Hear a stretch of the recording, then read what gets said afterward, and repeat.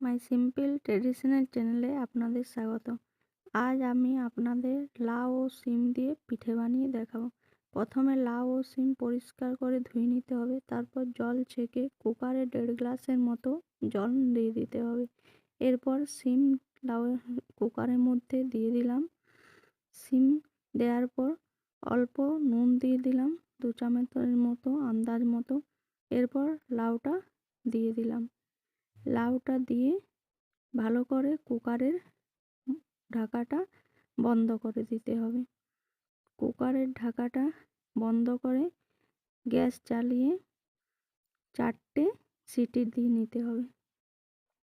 4টে city দেওয়ার পর cooker নামিয়ে কুকার থেকে ছেঁকে শিম ও লাউ ছেঁকে নিয়ে নিতে হবে। জলটা দেব না, বেশি জল হয়ে গেলে পাতলা হয়ে যাবে। এরপর লাউ ও শিম চটকে নিতে হবে। যে দানা দানা ভাবটা আছে ওটা ভালো করে চটকে নিতে হবে।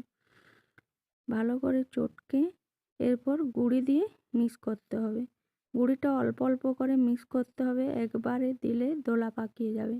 আমি অল্প অল্প করে মিক্স করে নিয়েছি। ভালো করে মিক্স করতে হবে। এরপরে দেখুন আমি ভালো করে মিক্স করছি। ভালো করে মিক্স করার পর এরপর আমি 2 চামচের মতো হলুদ দিয়ে দিলাম। আপনারা আপনাদের আন্দাজ মতো হলুদ দিয়ে দিবেন।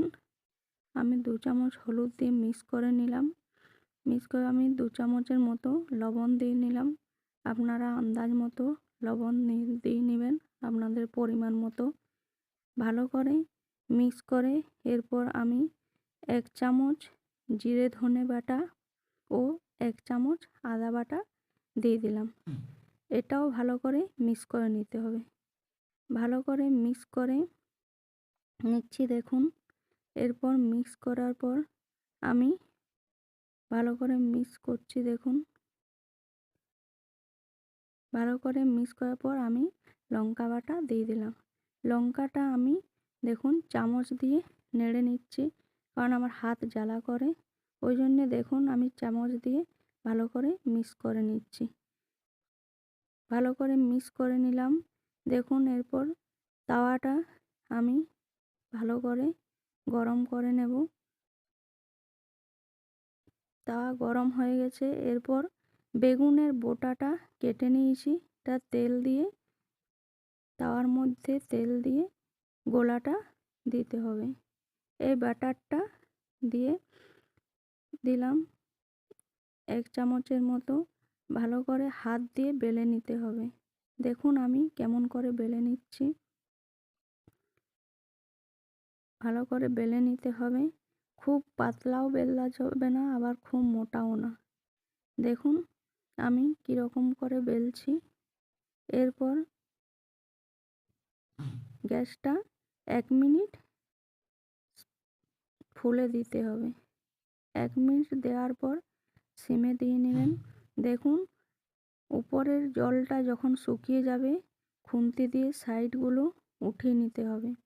তারপর অপর সাইডে উল্টে নিতে হবে। এরপর দেখুন তেল দিলাম বেগুনের বোটাটা দিয়ে। তারপর তেল দিয়ে উল্টো সাইড একটু